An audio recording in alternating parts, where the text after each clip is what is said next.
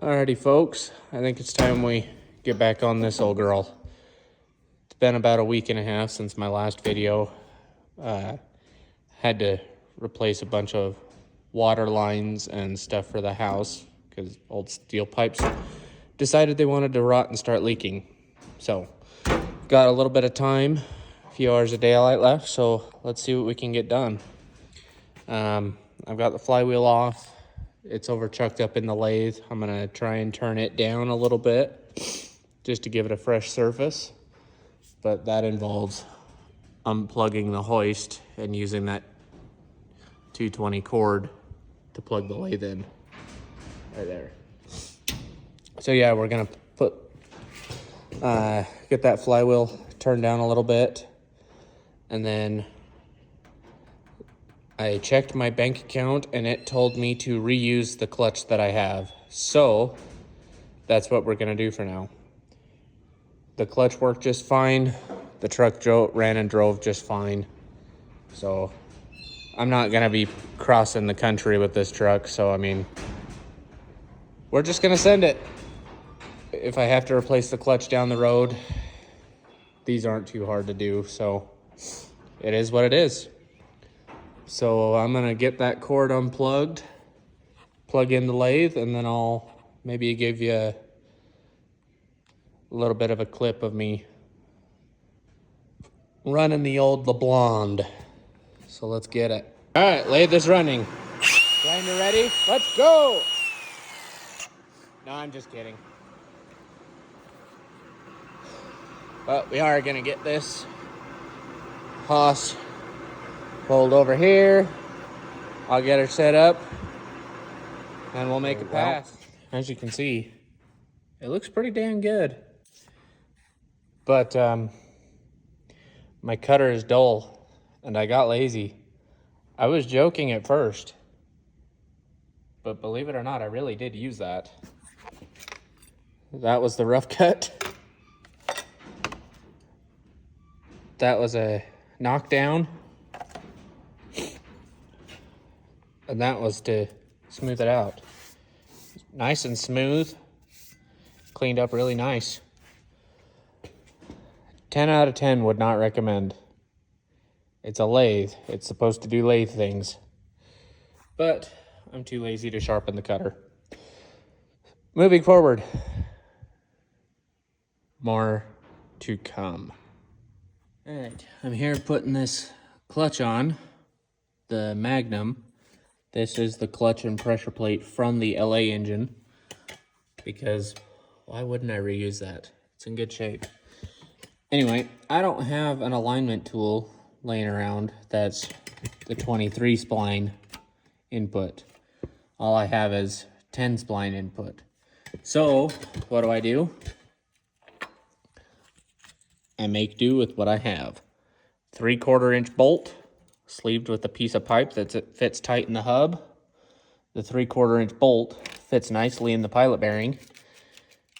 It's not perfect, but it will get it close enough that the tranny will go on. So you just make do with what you got. And it's going to work. It's going to work. I'm just going to keep telling myself that. All right, let's get this bolted on. Thank you. Ew. Why do Dodges have to leak everywhere?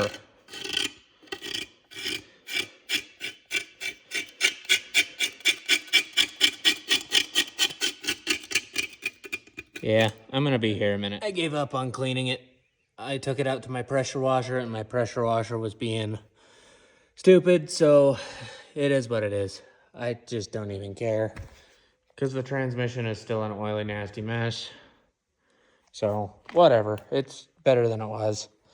What I wanted to show you is with these notches on the inside, I just took my grinder and just kind of shaved it down like an 1/8 inch on each side. See, there's plenty of meat still for the dowels and the bolt holes. But this allows me to just slide the bell housing straight over the flywheel.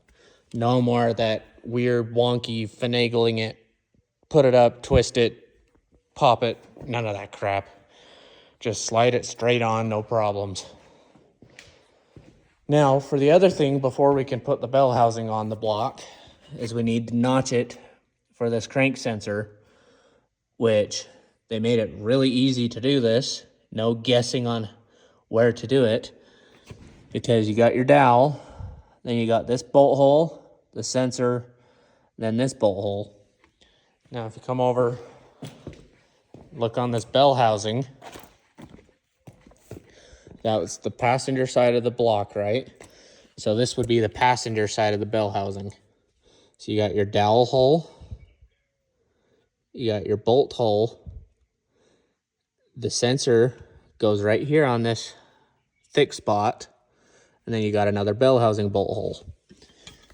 If you look on this side, so your dowel, your bolt hole, this nub right here where there's no bolt hole, you'll notch that part for that crankshaft sensor. And it's easy as that. I'm gonna use a depth gauge to figure out how deep I need to make the cut in it, because I don't want to go too far, obviously. But yeah, you just notch that spot out until the bell housing will sit nice and flush up against the block. Give plenty of clearance around the crank sensor. And then we can mount the bell housing. And then after that, throw my reused, but I'll clean it up and pack it full of grease again, throwout bearing, because budget. Yeah, once we get the bell housing on the block, we can put that Magnum in the frame. So that's all I'm gonna get to tonight. It's getting pretty late, so I'm gonna try and carry on throughout the week, and then hopefully by the end of the week we'll have you set up. So catch you later, everybody. We're making good progress. See, I'm packing the cord. So I'm done on the lathe and plugging the hoist back in, because we have a bell housing mounted to the Magnum. See, I was a little off on my hole. I thought it was straight in that dimple. It's actually just slightly offset, so that is my bad, but it'll work just fine. The case isn't touching the sensor at all, so plenty of room to get it in and out of. I could have been a little bit more precise with my notch, but it's not a SEMA truck. It's a daily driver, mess around in truck. Anyway, throwout bearings in there, clutch is all in there, turned flywheel. It turned really nicely on the lathe. I don't know how much of that I actually got on camera, because I thought I was recording, but I don't think I was. I think I hit the stop button and it was already recording. So we'll see what comes of that when I edit this. But yeah, I got to plug the hoist back in, because this Magnum is ready to drop into the old Dodge. So let me get the hoist plugged in, and then we'll see if we can get this thing stabbed in there. Hold, please. We got her set down in there. Now it's just getting it to go kerplunk against the transmission. Then we can throw a few bolt ins and then set her pucks in there, and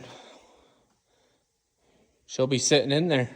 So I'm gonna get it mated up to the transmission fully, and then set it on the engine mount pucks. We'll see how she looks. All right, ladies and gentlemen, we have got a Magnum sitting in the frame. She's sitting on the pads. I still got to put the nuts on, but she's fully bolted up to the transmission. I got to put the dust cover on the bottom bell housing bolts, but she's sitting in there, and man, does she look good. And then finish bolting it up. You know, the engine mounts, the last couple bell housing bolts, and the cover. I got to finish hooking up the linkage from the clutch pedal down to the Z-bar, and then that little bar that goes back from the Z-bar to the clutch fork. And then, yeah, I can start, you know, hooking everything up and see what else is there. I got to do exhaust, put the front end back together, and then I think the biggest thing is going to just be the wiring. And I think on that one, if you guys want, I can do a little bit of a, like an actually wiring it. Like I can film wiring it and showing how to do it, finding what pins to use and how to hook up the relays and fuses, the ignition source, all that. So if you guys want to see that, let me know. But yeah, as far as the motor, she's sitting in there. So now it's just home stretch of getting this thing buttoned back up, getting all the core support and everything back on it. Oh, I'm getting excited. I am getting very excited. All right, y'all. We are getting somewhere. The Magnum is bolted down to the frame, bolted to the trans. The starter is in, the clutch is all hooked up. I hooked the factory power steering lines up to the Magnum pump. I don't know if that's going to work yet, because I don't know if they run different pressure or anything. So that is still to be determined, but it is hooked up currently. As of right now, I am getting the core support put back in, and I'm going to get that fender liner back in there. My goal is to get the whole front of the truck all buttoned up, and then at that point, we can situate the wiring and exhaust, and then we still need to pull the fuel tank out of that 91 to put in this truck with an in-tank fuel pump. And in my last video, I mentioned I'm going to use that tank in this truck because it will allow me to drop in a full sending unit from a 98 second generation body Dodge, just like this motor came out of. I would say I'd reuse the pump because I kept the tank that motor came out of, I kept the tank from the truck that motor came out of, but the sending unit kind of got hacked for another project. So, but it's easy enough. I can just go to the parts store and grab a 98 Dodge sending unit assembly with the fuel pump and everything in it, and just drop it in that 91's tank in this truck. And the reason that'll work is because this motor is externally regulated. The fuel pump module has the fuel pressure regulator built into it. So all I have to do is run the line from the fuel line from the pump up to the motor, and then there's no return line going back to the tank. So that'll be very easy.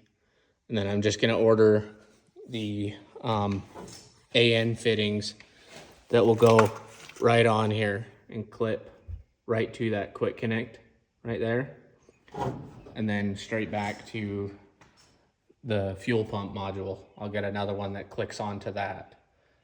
Then I can just run AN lines and stuff. So the fuel system would be very simple in this truck and very easy.